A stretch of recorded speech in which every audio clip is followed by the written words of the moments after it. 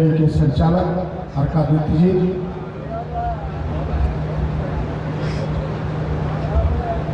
और इसका नेतृत्व कर रहे पूरे देश में नौजवानों का यूथ कांग्रेस के राष्ट्रीय अध्यक्ष उदयभान जी, इस प्रदेश की प्रभारी मैडम कौर जी, प्रदेश अध्यक्ष जी,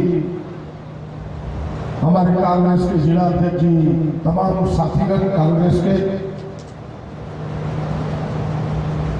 इस ऑर्गेनाइजेशन में महत्वपूर्ण भूमिका निभा रहे शशि जी, और इस जो बिगुल फूका गया है सरकार के विरुद्ध में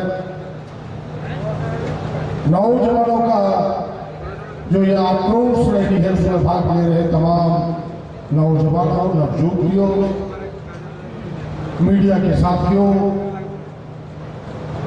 तमाम बहनों भाइयों,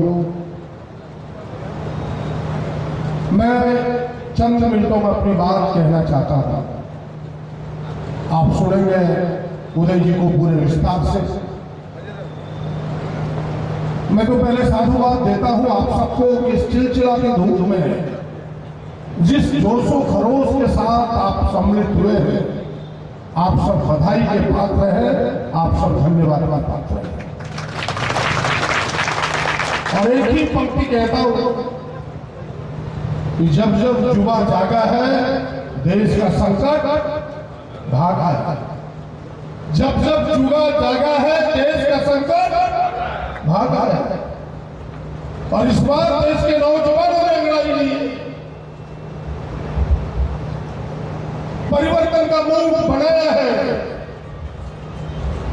सड़कों पर आक्रोश दिख रहा है और लोग इन 12-13 वर्षों में नौजवान ठगा हुआ महसूस कर रहा है। हम याद करते हैं 2014 को नौजवानों को भरोसा था कि भाई हमारी कांग्रेस की सरकार जा रही थी, रोजगार देंगे, देश के नौजवानों हमें प्रधानमंत्री बनाओ। नौजवानों ने खूब पसीना एक कर दिया, अपनी पूरी भरोसा मोदी जी पर दे दिया। बोलो प्रत्येक साल 2 करोड़ लोगों को नौकरी देते। बड़े तकलीफ के साथ आज उस बात को दोहरा कर उस पुरानी बात को, नौजवानों को नौकरी नहीं मिली, जो नौकरियां थी वो भी खत्म हो गई। नोटबंदी लाया, कोरोना का काल आया, खाली शख्स बढ़वा दिया सारी नौकरियां। आंकड़े बताते हैं कि 20 करोड़ लोग बेरोजगार हैं। इनके जमाने में जो हमारी नौकरी थी वो भी छीनी गई, और जो नौकरी अस्थायी थी उसे भी अस्थायी कर दिया गया। मैं सुबह सुबह इसी मैदान में टहलने आता हूं।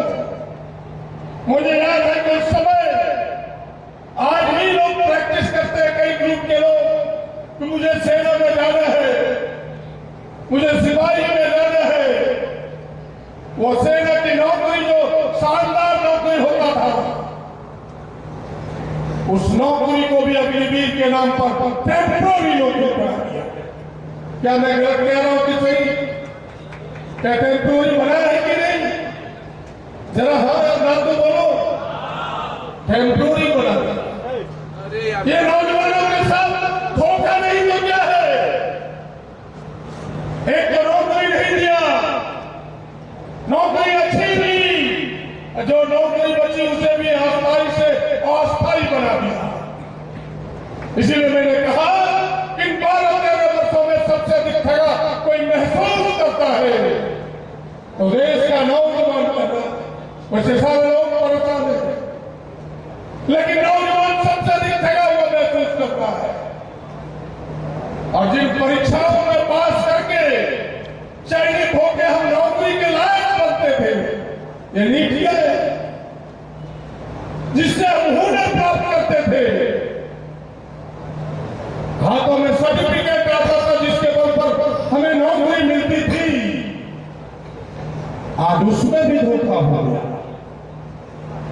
यानी हमें नौकरी के लायक भी नहीं दिया। ऐसी निकम्मी सरकार और जिसका शिक्षा मंत्री प्रतिनिधित्व कर रहा है देश का धर्मेंद्र प्रधान, उसका इस्तीफा हम सब मांगने आए और सभा के उसने सहमति दी। क्या आप सब सहमत है कि नहीं? उन्हें इस्तीफा देना चाहिए कि नहीं? एक तो तुमने नौकरी नहीं दिया और हम अपने आप को नौकरी के लायक नीट पास करके बढ़ाते हैं। हम सीबीएसई में अच्छे स्कूल लगा के नौकरी के लायक अपने आप को बनाते हैं। उसमें भी तुमने पैसे कमाने की होड़ में उसमें भी धोखा दे दिया नौजवानों को। इसलिए आज यूथ कांग्रेस को हाथ में तिरंगा लेकर के इस देश के नौजवानों के लिए उदय भान जी जैसा लोग सड़क पर निकला है, आपका साथ मांगने के लिए आया। आपका सहयोग चाहिए। और ये धरती, मैं बता रहा था उदय जी, ये धरती सिद्धों का की धरती है।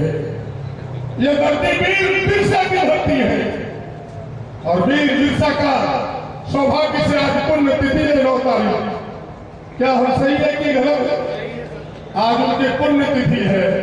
एक बार उनको जोहार अर्पित करते हुए, एक बार उनको नमन करते हुए, ये संथाल पड़ा के नौजवानों, याद करो जब देश की आजादी की लड़ाई की कहीं चिंगारी नहीं फूटी थी तो 1855 में सिद्धों ने उस लड़ाई का आगाज किया था।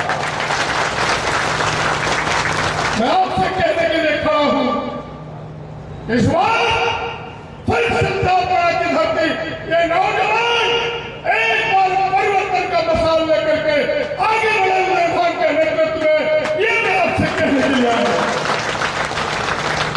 परिवर्तन चाहिए इस देश को। अब नौजवान धोखा नहीं सह सकता, अब किसान धोखा नहीं सह सकता। हम महंगाई के बाद से हमारी कमर कटी जा रही है और आपका प्रधानमंत्री चॉकलेट पढ़ता है। क्या गलत कह रहे कि सही? और उसका अनुभव कहता हमारा प्रधानमंत्री टॉफी खिला दिया प्रधानमंत्री को। बदल में क्या तमाशा है? देश करा रहा है, पेट्रोल डीजल का दाम आसमान पर है, गरीबों को खाने की वस्तु महंगी हो गई है और मेरा प्रधानमंत्री चॉकलेट बांट करके अपना चेहरा चलता है। ये देश का दुर्भाग्य है। ऐसे प्रधानमंत्री को जिन्हें देश की सोच न हो, जिन्हें देश की चिंता न हो, वो हमें राष्ट्रवाद की बात बता पाएगा।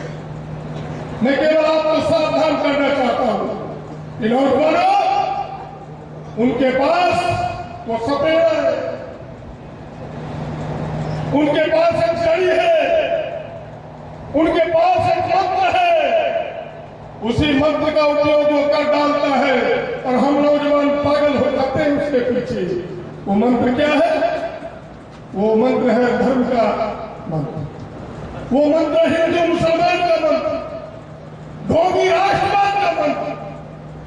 पूछिए राष्ट्रवाद के नाम लेने वाले भारतीय जनता पार्टी से, आप सबको पता है कि आरएसएस को जितना नजदीक से, भारतीय जनता पार्टी को जितना नजदीक से मैं जानता और कोई नहीं जानता है, ये ढोंगी लोग हैं।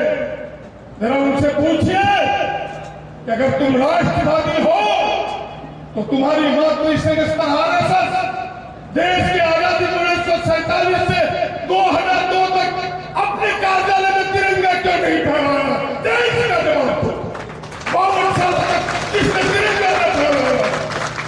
वो हमें राष्ट्रवाद सिखाए।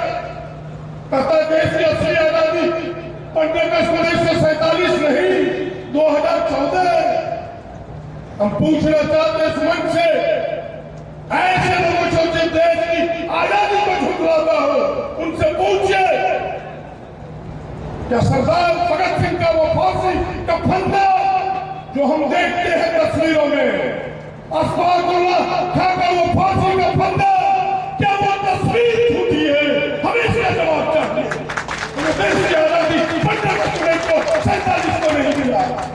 क्या चंद्रशेखर आजाद ने वो तस्वीर अपने पिस्तौल से अपने कटपट्टी पर गोली खाते हुए, क्या वो तस्वीर झूठी है? अगर वो तस्वीर झूठी है तो 1947 को आजादी नहीं मिला।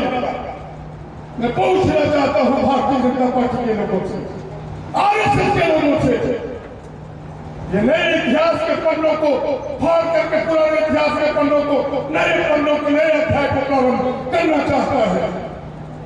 इसीलिए मैं आपको आगाह करना चाहता हूं, वो ढोंगी राष्ट्रवाद के नाम पर लोगों को भरगलाते हैं, वो धर्म के नाम पर लोगों को बहलाते और फुसलाते हैं, और हिंदू मुसलमान के नाम पर समाज को बांटते हैं।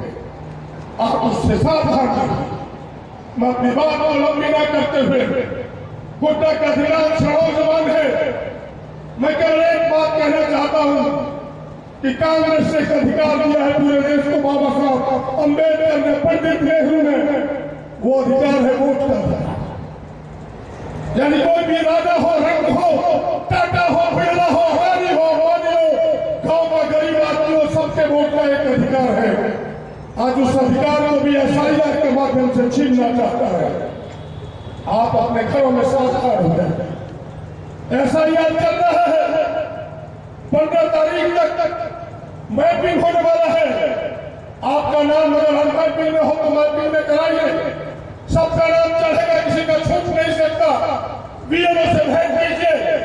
ये मैं आपसे आगे कहना चाहता हूं, अगर आपके नाम 2003 में नहीं है, 2024 के वोटर लिस्ट में है, आपके बाप दादे का नाम है, तो भी आपका नाम उस मैपिंग में चढ़ेगा। क्योंकि अब लड़ाई तीर धनुष पक्ष भाले से नहीं, लोकतंत्र में वोट से लड़ाई लड़ी जाती है, और वोट का अधिकार ही नहीं रहेगा, आप लड़ोगे। क्या आप सब लोग देखोगे अपने बूथों पर जाके? क्या सब लोग देखोगे? अपने बूथों पर जाके अपना नाम देखिए, अपने परिवार का नाम देखिए, उसे जुड़वाइए, क्योंकि वो लड़ने का सबसे बड़ी ताकत है। बस इतनी ही बात कहते हुए एक बार फिर से एक आह्वान करता हूं।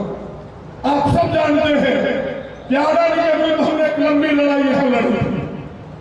आज यहां अडानी है, ईसीएल है, हमारे स्थानीय गोड्डा के नौजवानों को नौकरी नहीं दी जाती। एक लड़ाई आप सब नौजवान अभी हाल के दिनों में, मैं यूथ कांग्रेस गोड्डा को बधाई देना चाहता हूं, भाई शशि जी को, हरगादित्य को, तमाम उनके साथियों को। कभी टोल टैक्स की लड़ाई इन सबों ने लड़ी, जिसमें इन्हें जीत मिली थी। जरा जोरदार ताली उस लड़ाई के लिए बजाइए।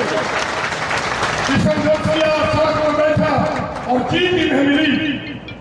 दूसरी लड़ाई में गोड्डा के नौजवानों से इस टोली से कहना चाहता हूं कि दूसरी लड़ाई आप सब छेड़िए कि 100% अडानी में और ईसीएल में गोड्डा के नौजवानों का भर्ती करना होगा।